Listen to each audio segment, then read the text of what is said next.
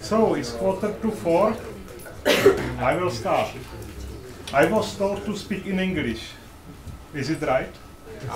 Okay, okay. So I will try my best. So welcome on this presentation about software security at SAP. My first question, of course, is: do you know SAP? Do you know what is it? Have you heard about it? No? Okay, some of you. Yes, some of you know. SAP is a big international company. It's located in Germany, India, China, Czech Republic, US, nearly everywhere. And I come from Sublabs, Czech Republic. It's located in Brno. And what we are doing, we are developing, we are localizing, and we are maintaining software, of course. And we do it in areas of financials, sustainability, and business intelligence. Business intelligence, it's BW, it's maybe you have seen the dashboarding, what we do, and so on. So this is what we are responsible about in Brno. When I started some years ago, we were 60 there. Now we are about 500, so we are growing and growing, and we are still hiring. So it's nice also for you if you wish to work in some big company. And who am I? My name is Luděk Bednarcz. I am working for SAP for nearly 22 years already. And yeah, I am development and security expert in financials area. So, as I am security expert, this is the reason why I will told you something about the security at SAP. Yeah. This is a link to my LinkedIn profile, so if you would like to ask me afterwards something, you can do it through LinkedIn. Today's agenda. In the very beginning, for a few minutes, I will speak about the general security in IT. What is it and what we do with security, where you can find it, and so on. Then I will talk about information security at SAP. This is one part of security area, and then the longest part of this talk will be about application security at SAP, which is maybe the most important and maybe the most interesting. Well, yeah, and one more thing. All the pictures in these presentations are generated by Midjourney. And the reason is that I tried to find some pictures, nice pictures, as an illustration for the presentation, but I need to say that I really hate these corporate pictures, these photos of the office workers in the office. So I said no, we will not use it, and I let Midjourney to generate the pictures which I described too. And what is important, I decided that it should be cool image and also cute image. So each image contains also a cat, because cats are cute, yeah? So each image or each picture will contain some. By the way, I like Midjourney. It's worth to try if you don't know it. Well, security in IT.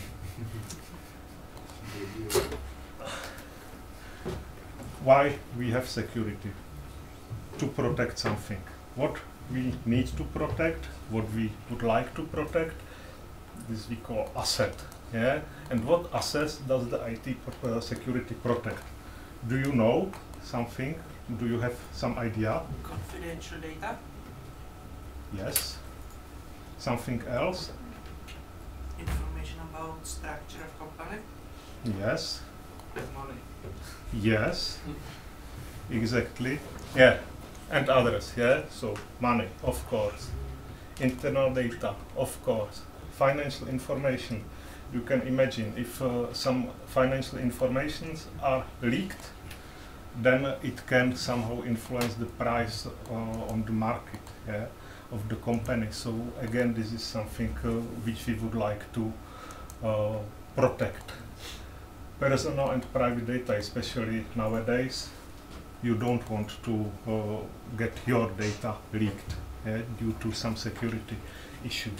So yeah, that's it. And of course, lives. We will see in few seconds what I mean by that. And last but not least, reputation. What I mean by reputation of the company. Yeah, so you can imagine if you are a company developing software and there is some security issue which is then in nowadays very information vault, immediately published in many media, then your reputation is gone. And of course it's very hard to get it back. Yeah, so the reputation is really one of the main assets we need to guard. But of course all these assets are somehow connected together, so it's yeah, if you protect one of them, you also protect the others. Yeah, so this is an example how it can then look like if something has leaked, yeah, if there was some hack on something. Maybe you recall there were in last years many big companies where something has leaked. So for example Twitter, Sony. Usually it's something, or the issue usually was that the list of users together with passwords and information, some contact information about the users, this everything was leaked, and then of course by the hackers it could be sold to somebody. And you, as a company, usually don't want to be on this list of hacked companies. Yeah, and now, what are the types of security in IT? So application security, this we will talk about in a few minutes. Communication security, that's of course if you communicate, so I mean phones, all the communicators, all the social media and so on, so this is covered by this. Computer security, of course, this is something we know, this is the hardware security. Data security, again, it's something which protects data. They are stored somewhere in databases, so this is security of this. Digital security, it could be the image security, for example. Endpoint security, so these are the end devices and their security, so it's not only PC or mobile phone, but also ATMs and so on. Information security, this is also something I will talk in few minutes about.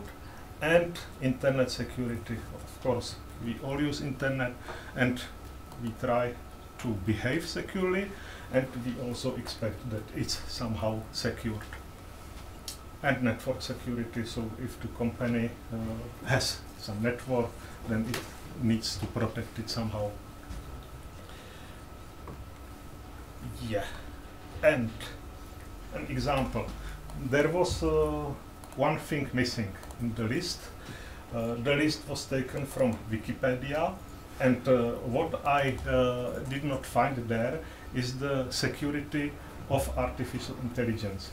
This is now buzzword, but we will see that also artificial intelligence could be somehow problematic. So the first example is, what do you see? Sign. Sign, and what sign it is? Stop sign. It's stop sign, yeah. But there is a street art on it. Yeah, you see there are some clusters on it, yeah? And we see it as stop sign. But 66% of self-driving cars sees it at speed limit side. Yeah? So they see it as something, as some number here, like 40 or 60. Yeah?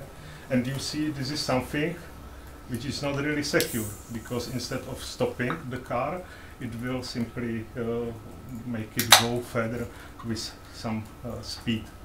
So this is one example where the artificial intelligence could be problematic, and where we should somehow manage to make it work also in such situation. Of course, usually this will be somehow combined with the knowledge of the map, and on the map the car knows that there is a street, and there is a sign on the street, and that the sign is stop. So then it can compare, okay, I see 60, but on the map there is a stop sign, so I will use stop sign. Yeah? So that's one example where the artificial intelligence could be problematic. Another example is, what do you see? Panda, yeah. And image recognition. Image recognition says, okay, with 58% confidence this is a panda. It's not the complete panda, so of course the artificial intelligence, the image recognition does not see the whole animal, and therefore it's hard to guess if it's really panda, but with this confidence it says it's panda. What do you see here? Panda, yeah, again. But now the artificial intelligence with the image recognition says that with 99% confidence, which means it's nearly 100%, it's gibbon. It's not. Yeah?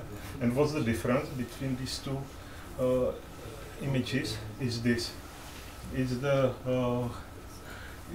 color points, yeah, color noise. So simply we added the color noise to the first image, which gave us the second image. And what's interesting, we still see it's the same picture, but the image recognition sees no, it's something else, it's gibbon. Yeah? This is an example which is maybe 2 years old, yeah? So I guess that today the image recognition works better. So we will not get this big difference, but still it's an interesting example. And again, we use image recognition, and we somehow would like to trust it, yeah? Because we will use it somewhere. For example, to describe an image to blind person, yeah, but then it's not right, yeah? It's not true. Yeah, so this is what was missing in the list. And now I will talk about information security, how we use it at SAP, and what it is. I like to call it a human firewall. Yeah? So the information security is in fact how the human being is behaving in the information area, yeah? In the involved with computers, mobile phones, with tablets, and with our applications, of course. And of course, also in our working environment, yeah? So in our offices and so on. So what's there? The first thing is document classification. Yeah? This is something, if we create a document, no matter if this is some documentation, if this is some test result, if this is a financial result, we should classify it. And by the classification, I mean we need to tell, okay, this document is only for internal use.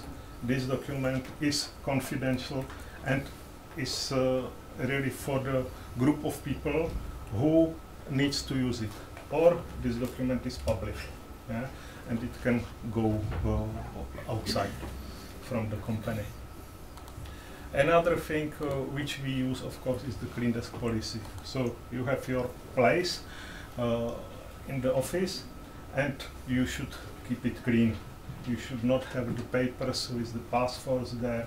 You should not have email addresses there. You should not have documents which are, for example, classified as confidential on your desk when you are not there. And of course, if you are leaving your place, you should lock your computer. Yeah? This everything is covered by this clean desk policy. Password policy. You know that, of course. You should have some password which is complex and long, and it contains many different type of characters, and of course you should change it once a month, for example. Yeah. Of course, these are things I'm not able to do, and therefore I use some password managers for that. Yeah. But again, something we need to, or all the companies in the world to somehow fulfill. Yeah? So we can't have simple password, because password, we know it, is quite easy in nowadays world to break. Antivirus protection, of course, there should be some. Yeah, and that's it. Now I have another example in that area, what happened in our company.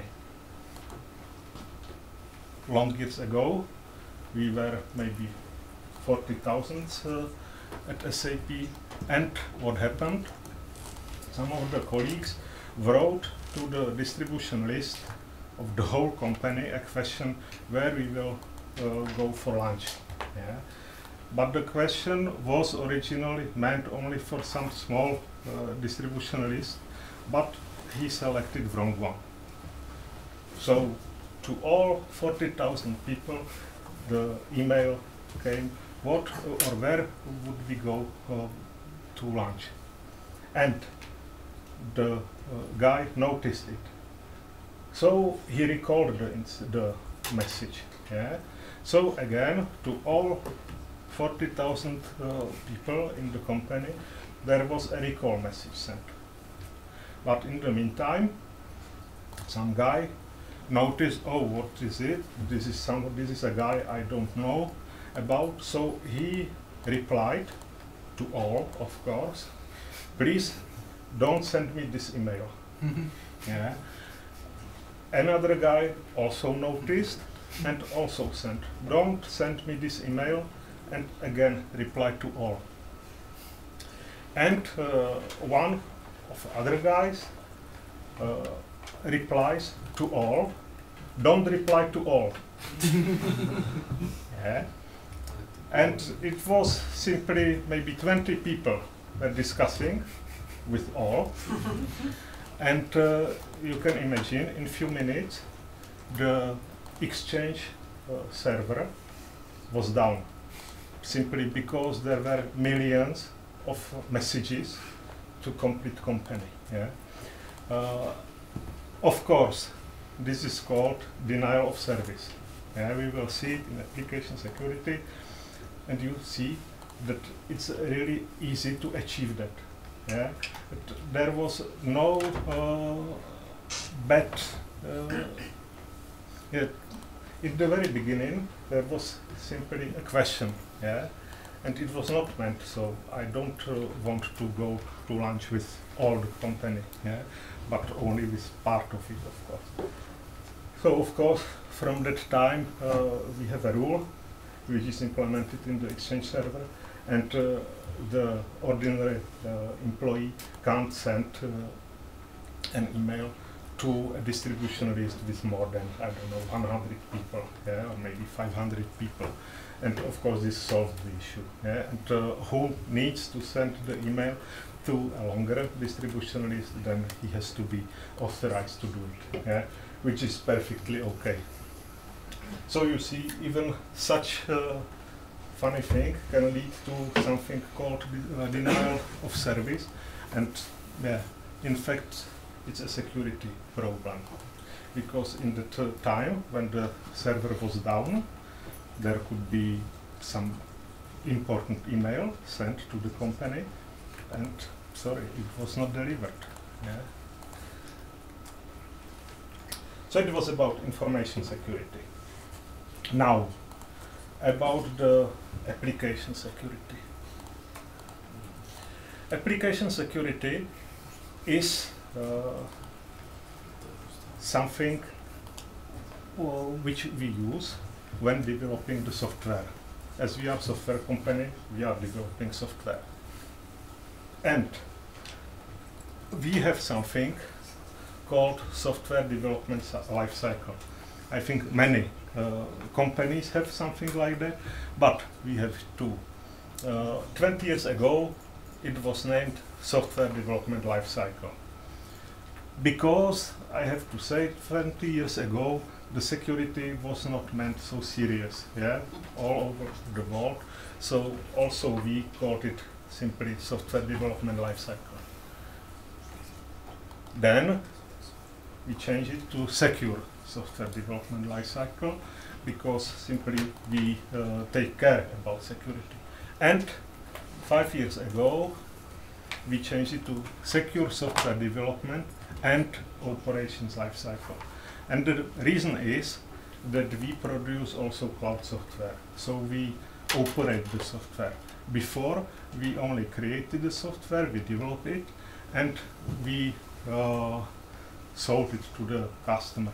And the customer operated it themselves. Yeah? So the operations was not in our responsibility. But now, as we are a cloud company, we also need to operate the software, so we need to take care about the operations too. So that's it. So now we are in the secure software development and operation lifecycle, and this consists of several hundreds product standards. Yeah. So, and by the way, this is the reason why the cat is reading this book, yeah, because she is reading product standards. And in that list of the product standards, of course, there are many about security. And this is how the life cycle looks like. We start with plan, of course. Yeah, so we plan the product. This is life cycle of the whole product, but of course the security is a part of it. So in each stage there is some security task or several security tasks. So we start with planning. Yeah? In planning we have the architecture goals, and the planning goals, what will be developed, how it will be developed, and so on. And already there we start with the security topics. Yeah. So the design of the application, the architecture must be designed in a secure way. Yeah. So that's one thing. Another thing, and I will talk about it a bit later. Already in that plan stage, we do something we call threat modeling.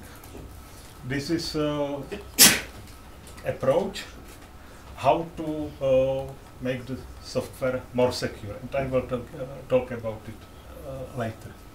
Then, of course, in the planning mode or stage, we already start with the upskilling of the employees. Yeah? Because you can imagine the developer is developing the application, and of course he should develop it in a secure way. So he should know how to develop in secure way. So already in that plan mode, there is some security training. Yeah? Of course, if this is some long time developer, then the security training is not mandatory, because he should already know. But for all new employees, the security trainings are the must. Then we start to develop. And in the development phase, of course, the development should be secure. So the developers need to secure or develop the program securely. Yeah? And how to achieve that? One thing is, of course, the training, so they know how to do it. Another thing is, of course, the security testing. we will again talk about it later, how to test the software if it is secure or not. Then we have testing. Again, this is the phase where the security testing also takes place. And now it depends. If this is software which is meant to be in cloud, then we need to go this way. And if this is software, we call it on-premise, which is simply delivered to customer, and customer is just operating it, we don't operate it, then again we continue this way. Yeah? So it's a rolling approach. And in pre-release, release, again there is for example, we need to write a security documentation, so how to operate the programs or the applications in a secure manner. And of course then the operation phase starts, where we are responsible for the security again, and also for the whole operations of the application. So of course there could be some functional bugs, but of course there could be also some security issues. And for that, our operations are again skilled enough to recognize that, or to set the system in a way that it's secure. And again, everything is logged, so there are some jobs going through the logs and finding some patterns which could lead, or which could show us that there is something which could be insecure, and so on and so on. So we are monitoring and so on. And again, as the application is evolving, we develop it with some new features and so on. So this is never-ending story. And this is important, what I wanted to say by that security is not one-time job. Yeah? Security is not that you develop something which is secure and it's done. Yeah? It's not so, because the security also evolves, the techniques, how to hack evolves in a time, so you still need to retest the software by the security, by the testing tools, and still somehow work with the information from the operations or from the customer if they find something which could be insecure. Yeah, so that's how the life cycle looks like. And as an example, this is one of our product standards. This one is about protecting against injection attacks. We will see some in a few moments, but simply it shows to all the developers or all the interested for what it is meant. Yeah? So it's applicable, for on-premise, it's applicable on cloud, and it's applicable also on device, because we are also developing the mobile applications.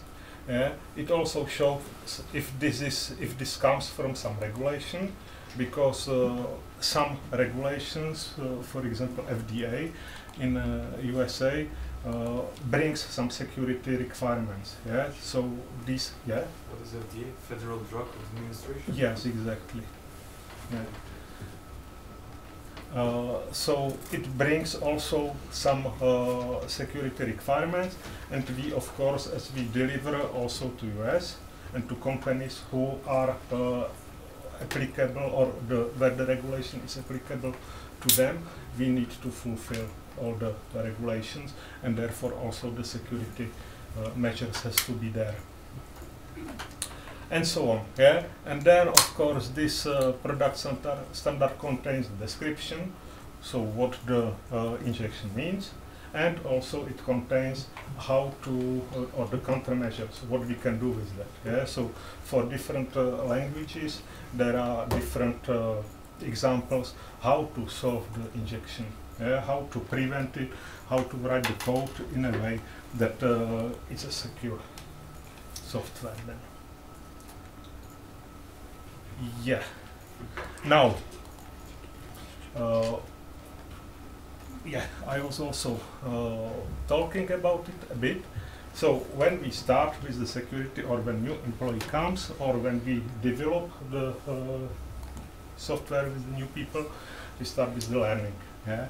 And the learning is not only the technology itself, so our programming languages, but it also means that we need to teach the employees how to behave securely, so this is the information security, and of course how to write the code securely.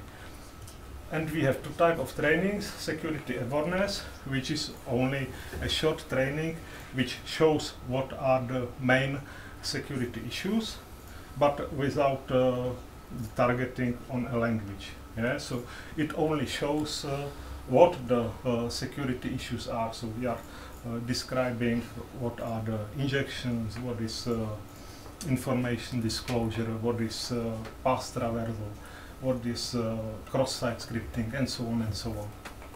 And then and it's enough for architects, for example, yeah, or maybe for product owners. But for the developer who is developing in already some language,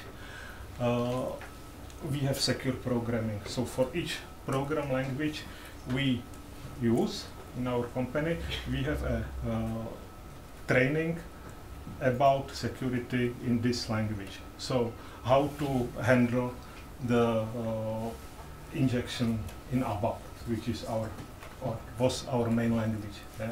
Or how to do it in Java, how to do it in JavaScript, how to do it in Fiori, which is our UI, and so on. Yeah, so for each language we have special training for the security. So how to write the code securely. Of course, we have, for example, also a secure programming in C or C++, where there are completely different issues than we have in the higher level languages like in ABAP. Because of course in C++ there could be some memory overflow issues and so on, yeah, which is something we don't see in Java or in ABAP. But in C language, of course, we need to take care about it. Then we have a role. I am, for example, in that role called security expert, and for that we have a security expert curriculum, which is 1 year long training. Of course, it's not full time, but it's maybe, I don't know, about 40-50 days of training about all security stuff, not only in SAP, but everywhere. Yeah, so it's the much more deeper look on security than the previous two trainings. Yeah, so that's it.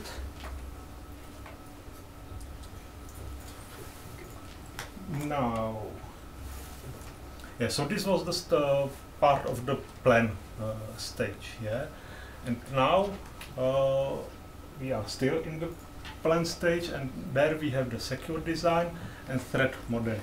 Secure design means that, of course, the application should be designed already from the very beginning in a way that it's secure. Yeah. So you can imagine nowadays, in fact, you can't even think about application which does not use HTTPS. Yeah. But 10 years ago, there were many applications running only on HTTP. Yeah. But of course, nowadays, this is the first thing in secure design, the decision that we will go HTTPS way. Yeah, but it's not. There is no way to use unprotected protocols. Yeah, so this is one thing. Yeah, but of course there are many other. What to do, how to behave, how to design the application in a secure way, and I will show it in few minutes again. And then we have a threat modeling. And threat modeling, this is something, it's a kind of workshop. And in that threat modeling, there is a threat modeling lead. This is again a role. Then there is a security expert. Then there is an architect, product owner, and then there should be some developers. And the application does not exist yet. Yeah, there is a design of the application, but it does not exist yet. In ideal case, usually it's not so, but yeah, it should be so. And they sit together and they go through the design, and they use one case is scenario management, scenario threat modeling or the product threat modeling. It depends how deep it should be done, but what's the result or how it looks like.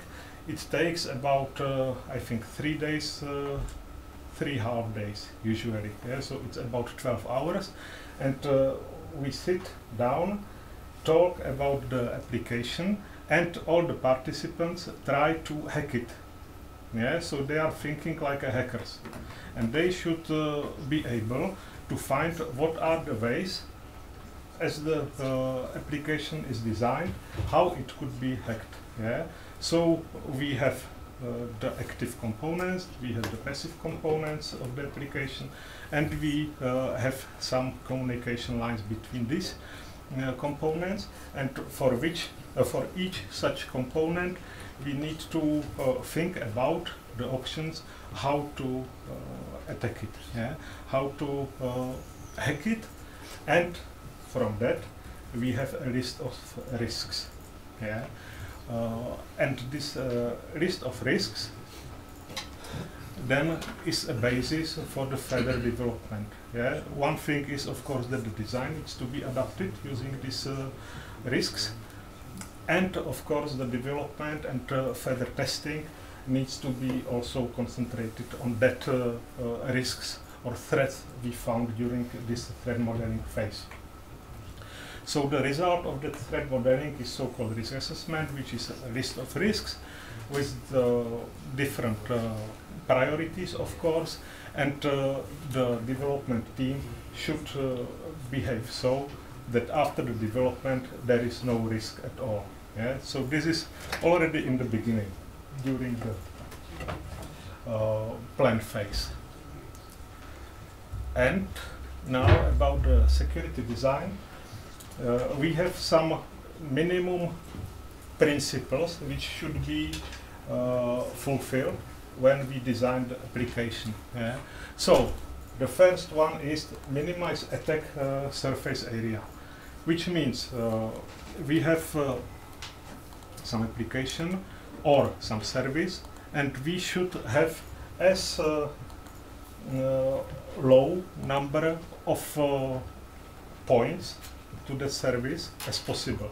Because if you have many of the entry point, of course you need to guard many entry points. If you have one, then you need to take care only about one. Yeah?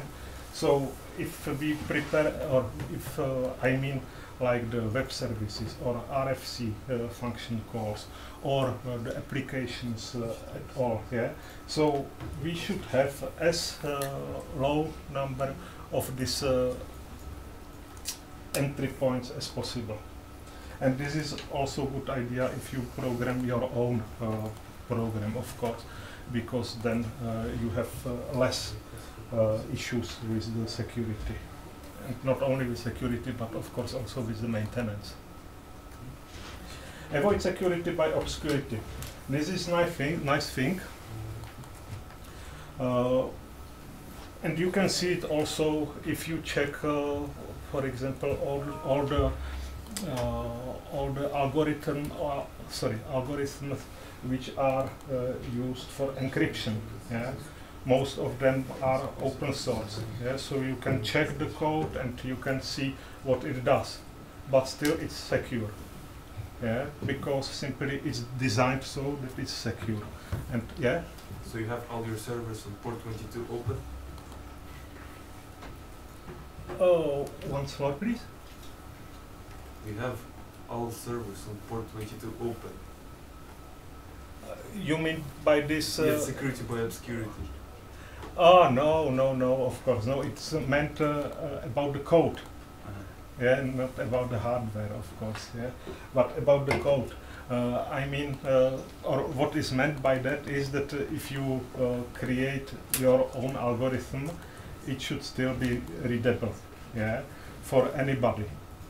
Not that you use some obscure names of variables and functions and so on, only to hide what is purpose of the code, yeah. Because this one thing is that it does not help with security, and the second one is second point is that it makes the maintenance harder, because another developer not necessarily understands what the code does. Yeah. Another thing is allow list versus deny list. 5 years ago it was whitelist, blacklist. Yeah, so it's better to use this allow list instead of deny list, and the reason is that in the allow list you simply list all the cases which should be allowed. Yeah, so it should not happen that you miss something. But if you have the deny list, where you say, okay, this should not be there, this should not be there, this should not be there, then it could happen that simply you forget something, and something will go through this filter, though it should not. Yeah, and in the first case, if you miss something in this allow list, then it's in fact not a problem, because you can easily edit, but it's still secure. But with this deny list, if you miss to add something there, then it could happen that something goes through. Later you can add it to this deny list, but the damage could be already done. Yeah, complete mediation means if we have some access controls, and we should have some authorization and so on, so this says us that it should be on the most lower level. Yeah, it should not be only on the top level, because if you have it only on top level, then and you call some methods and another method and another method, it could happen that if you don't have the authorization guarding the object on an appropriate level, it can happen simply that it will be avoided, that you will be able to get to the point where the object is being read via some different path. Yeah, and therefore we advise to put the access control to as lower level as possible. Least privilege. This is again something about authorization, and it says that the user should have only the authorization which is relevant for his type of job. Yeah, so if this is an accountant, he should be able to run the accounting applications, but of course not the logistics one. And of course he should not be able to run any administration tools and so on. Yeah. So the least privilege means that you should use for your users only the authorizations they really need for their daily job. And if they need more, and of course it could be always added, yeah. But we should start with the least privilege. Psychological acceptability. This is something, of course, I struggle with that nearly every day with all these tests. Are you human? Where I need to pick the pictures of the traffic lights and so on. So the security mechanism should be written in a way that it's not difficult to understand to the user, and it's not annoying. Yeah, so it should be easy enough, but of course also secure enough. The role of cryptography, of course, everywhere you send something through a channel which is not in your hands. Yeah? So everywhere into the internet, it should be encrypted. This is something I told you already. It's about this HTTPS connection, for example. And what is important, you as a developer should not develop your crypto algorithms unless you are a really good mathematician. Yeah, because the crypto algorithms which are used already, they are proved by the mathematicians and informatics that they are secure. But if you write something by your own, it could look like secure, but then it could be correct in few seconds after you release it. Yeah? So yeah, this is also our advice. Use only the algorithms which are really secured and which are not written by you. And this is important, establish secure defaults. And it means that if the customer runs the program for the first time, it should be already secured. Yeah? It should not happen that if he runs it for the first time, there is some setting, some security setting he needs to do after the first call. Yeah? So that's not desired. Yeah? And what I need to say here, when we were the on-premise only company, yeah, when we delivered the software on DVDs to our customers, we had a kind of problem. The DVDs, when it installed the software on the customer server, there was one user already. And the user had the same password for the whole, for all the customers, which is of course not secure. Yeah? And of course, what we found later, that about 60% of the customers did not change the password. So you can imagine that 60% of the customers in the world had a really powerful user with the initial password. So it's of course against this established secure defaults, yeah, because the password should be of course generated for each customer, and of course the customer should be forced to change the password in the first call. So yeah, it happened. Of course now we deliver it securely, but long years ago there was such issue. So that's the rules, the basic rules we should follow to design secure software. Now, about some information sources we use for application security. Do you know them? OWASP and CVE. The first one, OWASP. Yes, it's they are famous for their list of the most vulnerable things. Yeah, so I think once per 2 years they publish a list of threats they found in the software worldwide. So and it evolves. Yeah, so you can see that's very nice. At each 2 years the list somehow changes. Yeah, so it's you can see that 10 years ago the most or the biggest issue on the internet was the injection, yeah? Like cross-site scripting or SQL injection.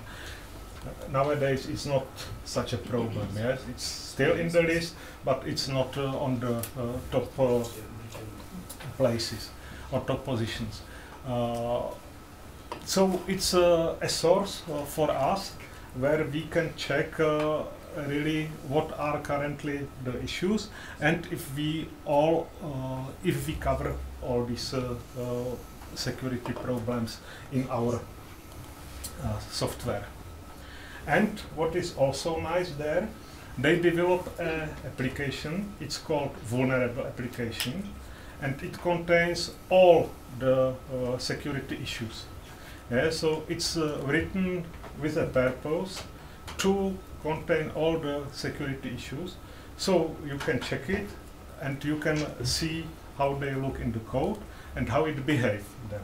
If there is a SQL injection, what it means for the application. If there is a cross-site scripting, what it means for the application and for the user. So it's very nice application, you can check it, and of course this application is then used as some etalon for testing the test software. Yeah, so for the static tests and the dynamic tests, simply then the test software could say, okay, we cover completely this vulnerable app from OWASP. Yeah, we find all the errors mentioned there. So that's the first one. The second one, CVE. This is a list of found vulnerable or found vulnerabilities in different softwares. So there is always CVE. It starts with CVE. You can find it also in some technical newspapers or magazines. CVE and some number, and this is this error or this vulnerability in their database, and it says, okay, this and this application is vulnerable in this release or in this version, was vulnerable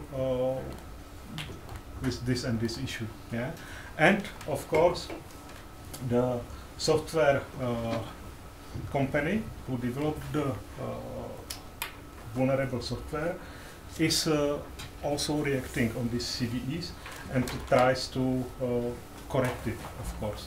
And once it's corrected, this CVE then contains the information that it was corrected in version this and this of the software. So then we can go through the CVEs of the, for example, open source softwares and check if our versions we use are vulnerable or not. If they are vulnerable, then to which version we need to upgrade. Yeah. So that's the CVE. And now, by the way, this is a cat struggling with computer virus. Yeah. And yeah, I really like this. Okay, now I will talk a bit about the issues which we can see in the application security and which we somehow need to cover in our applications. So, of course, the first two are authentication, authorization. Do you know the difference between them? So, what's the authentication? What it describes? Authentication is logging into something. Yeah, authentication is who I am, yeah, and authorization is what I can do. Yeah, so these are simple questions. The first one is replied by the authentication. So I have some username and password, for example, and the authorization, there is usually some authorization concept on the database level or on the application level, and it tells what applications I can execute and what data I can read. So that's of course part of the design, and then of course it needs to be programmed during the development phase. Then what we need to do is to guard all the user inputs, because as we will see later, nearly all the vulnerabilities are caused by the user input. Because the user can enter anything, but we need to somehow be prepared for that. So one of the options is, of course, by some file upload. So if our application allows to upload the files, we should check it for viruses, of course. because we don't want to store this file into our system without the virus check. Yeah? And of course, what can happen? It's stored. There is a virus in it, and the file is downloaded by some other user. Then, yeah, and he executes it, and the virus is spreading around the network. So that's one thing. So each our software which is allowing to, for example, upload some attachments or upload some files, needs to protect them by the virus scanning. And what is important, this is not virus scanning on your user PC. Yeah? So the virus scan should be implemented already on the server level. Yeah? Because it's not necessarily, or your computer could have virus scanner, but it could be not updated enough or whatever. So we should have our own scanner installed on the server already, and we should check it by ourselves, and not just think that it will come checked already from the user. Then, of course, we have to protect our software against all the injection types. So the cross-site scripting, SQL injection, path traversal. These are the most critical one, or the most used one. Some years ago, it was very easy to find different forums on internet which were suffering by SQL injection and cross-site scripting, so you were able to enter some reply in the forum, and it allowed you to enter, for example, some JavaScript in it, yeah, with some script in it, or it allowed to enter some part of SQL code, and it then showed the content, for example, of the database. So now, if you use for web development some frameworks, then usually these frameworks are usually protecting you against these 2 or 3 injections. Yeah? But it's always good to test it if it's really so. And now some examples. So this is how the SQL injection looks like. You see there is a SQL code and there is a user input. Yeah? And if we read this user input through some input field, and just as it is, we put it into the SQL code, and this is executed in the on the database level, then it should return something. Yeah? This is some database table with flights, and we, for example, use some carrier ID LH. Then we expect that we will get, I think it stands for Lufthansa, that we get all the flights which are operated by Lufthansa. Yeah? But if this is a user input which is not protected anyhow, and we allow the user to enter something like that, then what happens? It will enter A as a filter criteria here, and it ends the SQL, yeah, the select. And in addition, it drops the table users. It means it removes it from your database server, and in addition, it could select also something else from some other table. What is important here, that the last apostrophe is missing, because it's part of the original SQL. Yeah? So it's still, if you put the user input, which is here, it will still form a valid SQL statement. Yeah? And this is SQL injection, because it allowed the user to enter some malicious input, which causes, for example, drop table, yeah? Which is deleting the table on the database level. And you don't want to have it in your system, of course. So there are ways how to overcome it. Yeah? And of course, the first one and the most important is always sanitize the input of the user. So if you get a user input, don't trust it. Yeah, that's the first rule. Don't trust user. And how to do it? Simply check it, test it, or sanitize it. The sanitization means that the code entered by user will be, for example, this character would be replaced by something, by some other character, which is not the character of the SQL character set. Yeah? And this means then, or this would mean then, that this will be really taken as a name of the carrier. Yeah?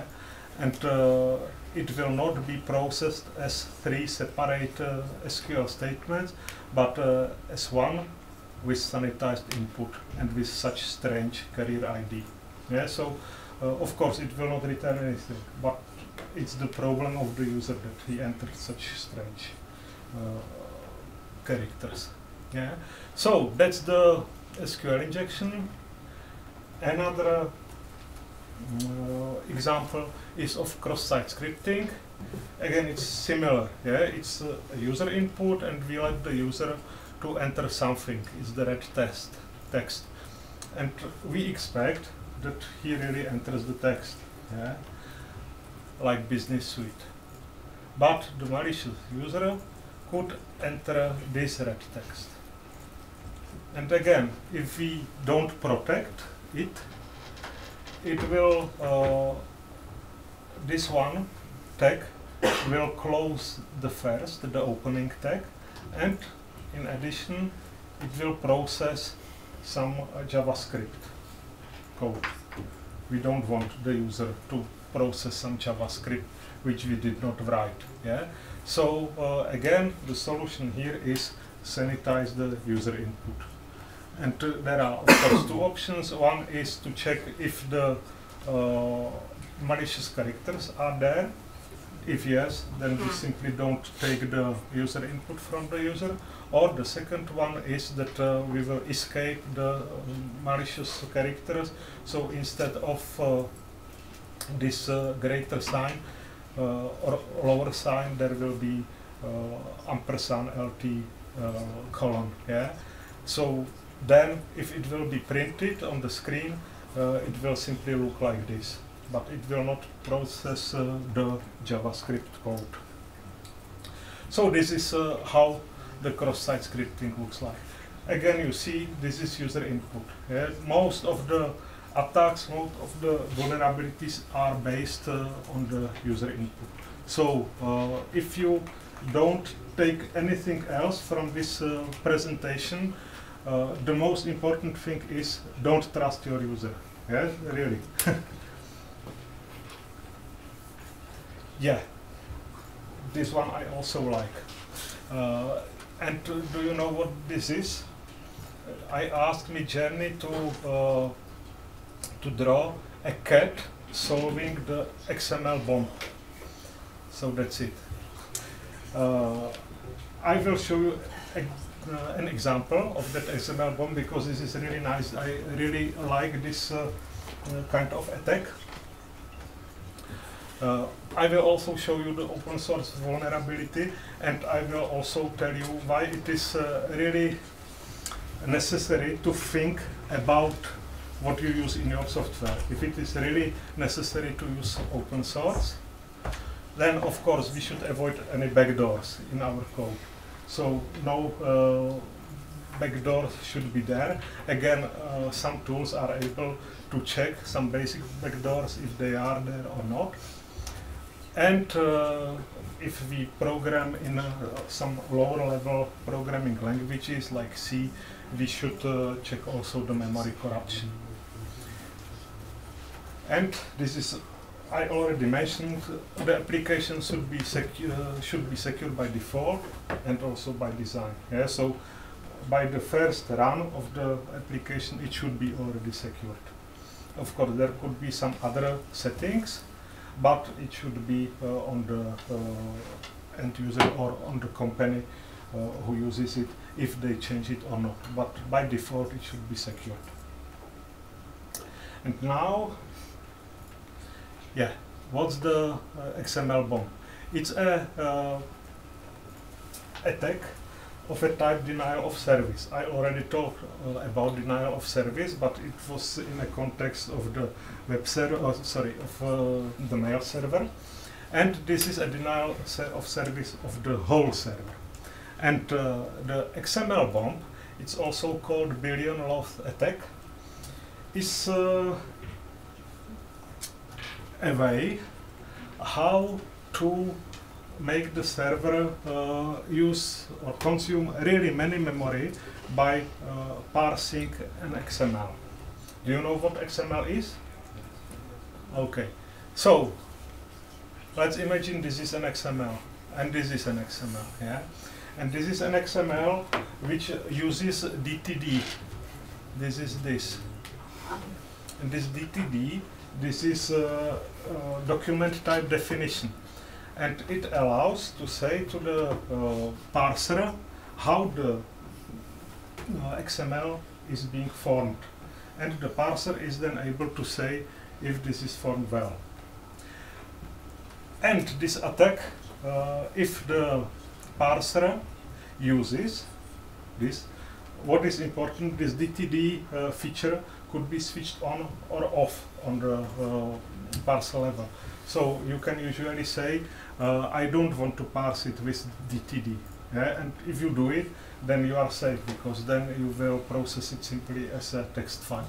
But if you leave it, if the DTD is there, then this file has about 800 characters.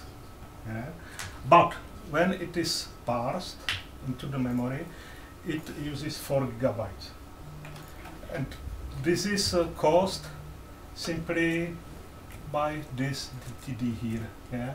You can see, if you think a bit about it, it works like macro, yeah, processing. And each of these L01 is then expanded with this, yeah?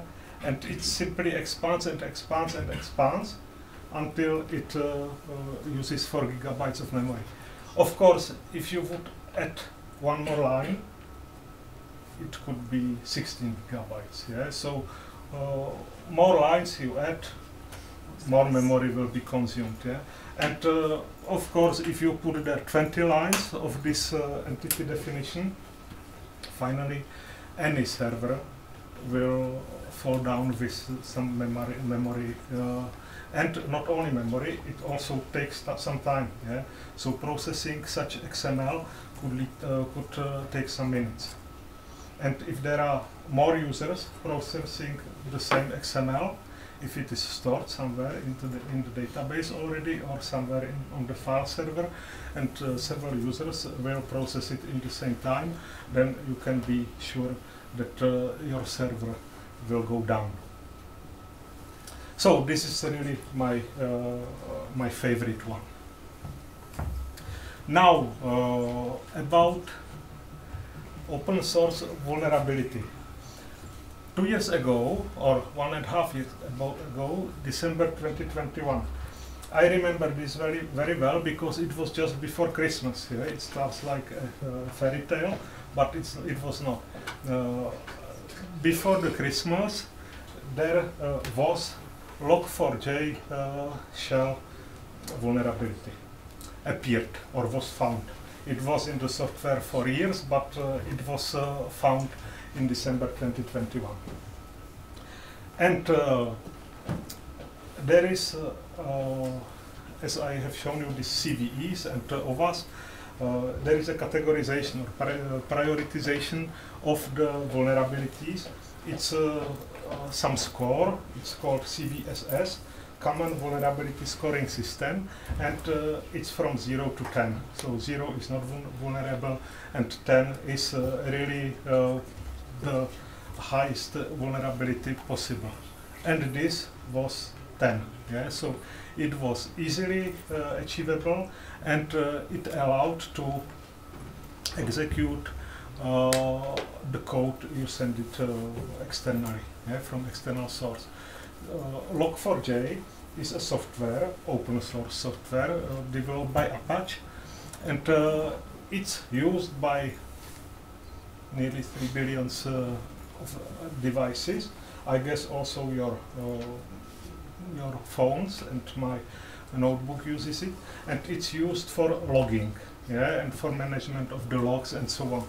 And you can imagine nearly each application needs some logging. So it's very easy to take some open source because it's available and it's for free. We also took Log4j, so we had nice Christmas time, because we need to go through all our applications if we use it in a version which is vulnerable, and all of them were vulnerable, so it was nice. And then of course we needed to correct it. But you see, it affected really very many devices and very many vendors of software. I think nearly all of these software developers use this. This is a description from Wikipedia again. But what is important is that it was really CVSS was rated as 10, which is the highest possible, and we needed to react really fast, because 10 there was no authorization needed, nothing. Simply anybody could achieve this or could use this vulnerability, so we needed to somehow protect our software these days.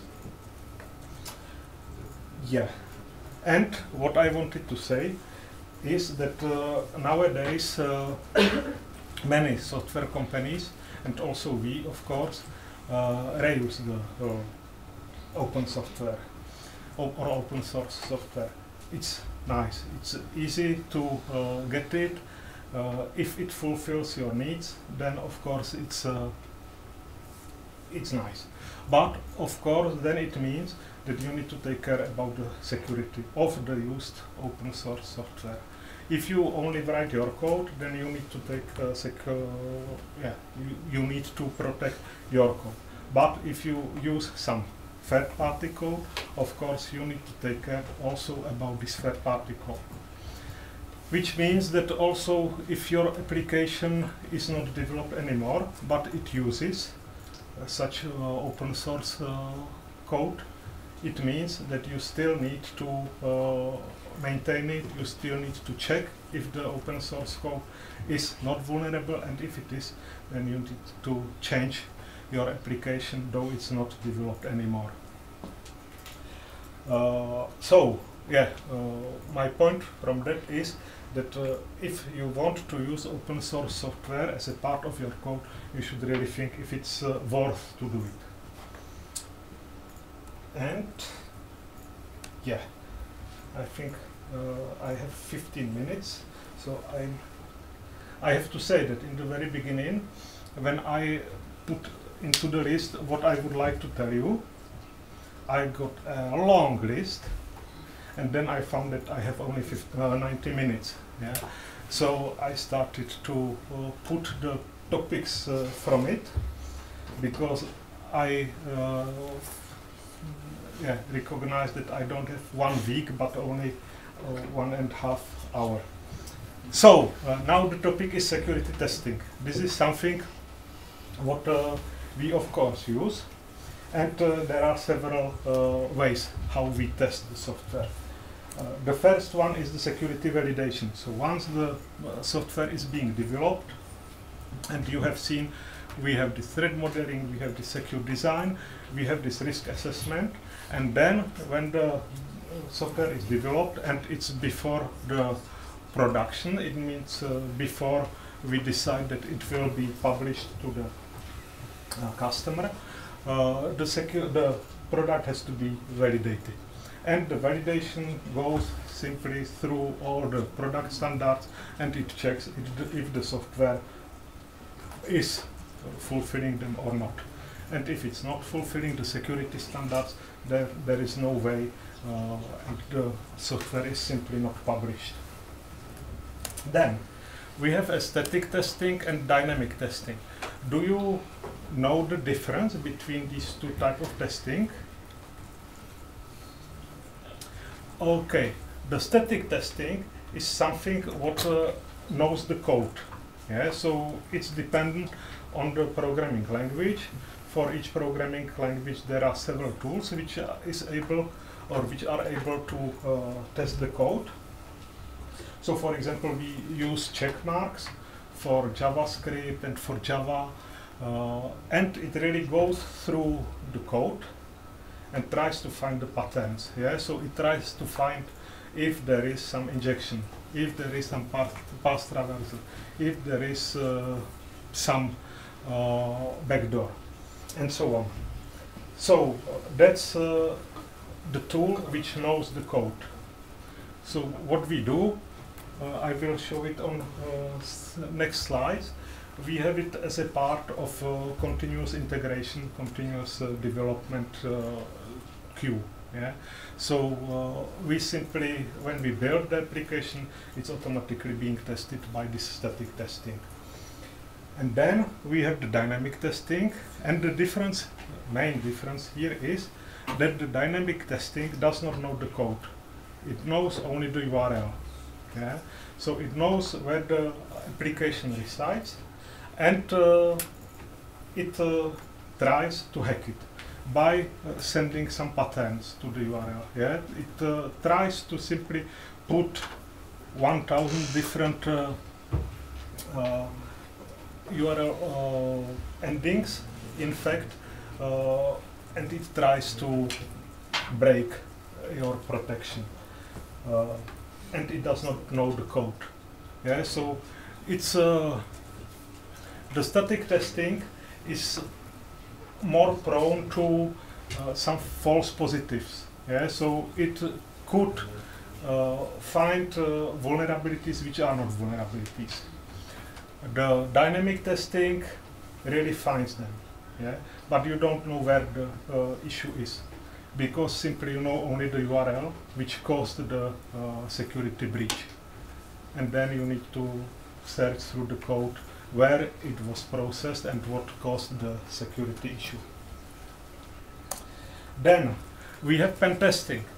Pen testing is manual testing by a guy, let's say, but by a good hacker. Yeah?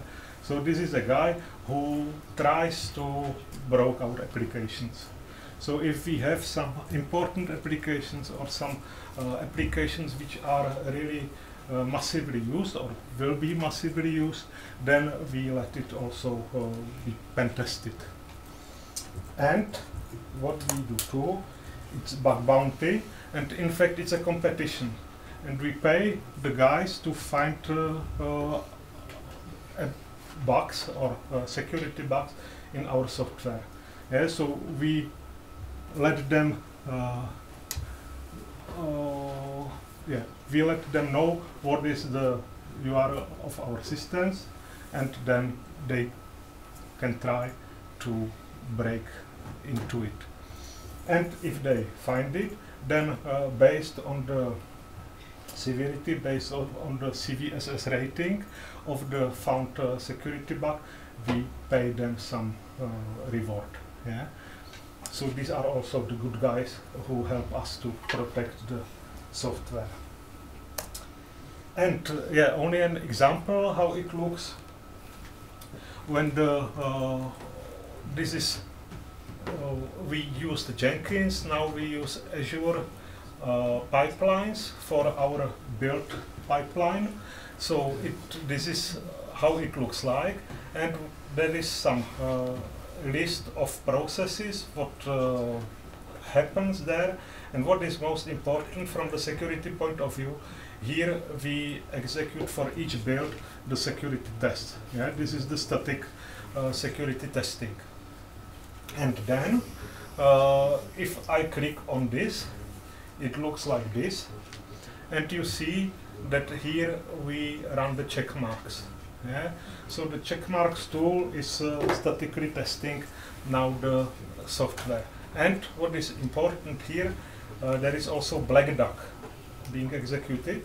And Black Duck, this is a tool which is checking the open source software. Yeah? So it checks if the application uses some open source software, it checks the version of the open source software, and it compares it with the database of vulnerabilities. Yeah? So it finds if the application is using open source software, and if it is, then if your version of the open source software is secure, or if it's vulnerable. And what is important, if this check marks find an issue, then of course the build is not successful. We need to correct it and run the build again. Yeah, and this is how it then could look like. So this is the code. This is JavaScript code, and here we see the list of the results, and you see there is some high result, which is client DOM XSS, which means that this is access to directly to URL location on the in the browser bar, yeah, which is not secure enough because it could be somehow handled by the user. So we need to use some other kind of access to that information. And you see simply there is a list of the found issues, and we need to somehow react. One option is that we say, okay, this is false positive, and it will not be checked anymore. The other option is it's not false positive, which is this case, and we need to correct it and run the process again. So that's it, and now I think last two things. Yeah, how we handle security issues. So what we do if some security issue appears.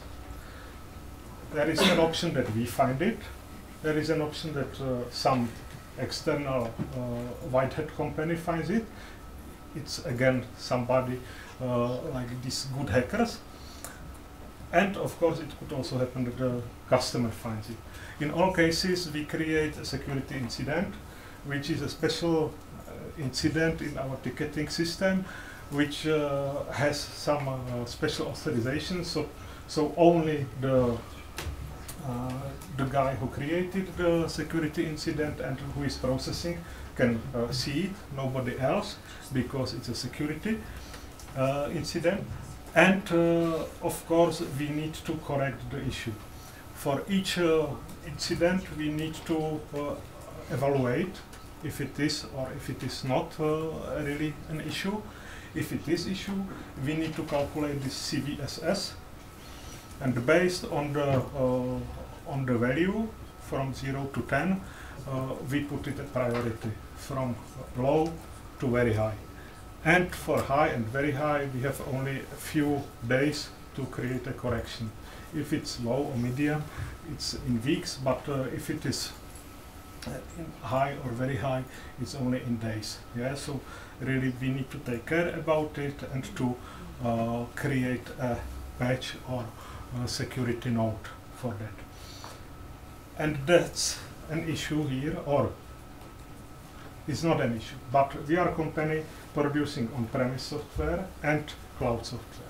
And you can imagine for cloud software the patching is quite easy. Yeah, simply one reason is that you operate it, and one thing is that there is only one version of the software. Simply it's only the production one. Yeah? So if you find any gap, any security issue or any functional gap, you can correct it nearly immediately, because you can simply put it once you test it, you correct it, you test it, and you can put it immediately there. But for the on-premise system, where the customer needs to install it, it can take some time before they find that, okay, there was a security issue and we need to install it. So from our perspective, the cloud of course is much easier to be patched. And for the customers, yeah, we have the security notes, we have a bulletin for the customer where they see what security nodes were created in last days, and they need to decide if this kind of security issue is something they are afraid of or not, so if they will patch their system or not, but we can't force them to do it, of course. Yeah, so that's it. And yeah, now I think I will not read it, but if you develop, design or test application, so there are some hints what to do in case that you simply do it and you want to have it secure. Yeah? So if you wish, you can make a photo of it and you can use it. Yeah, and with that, I think I'm nearly on time.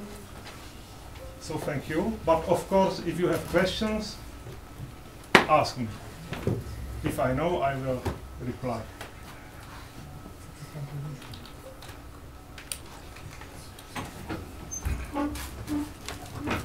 Any question?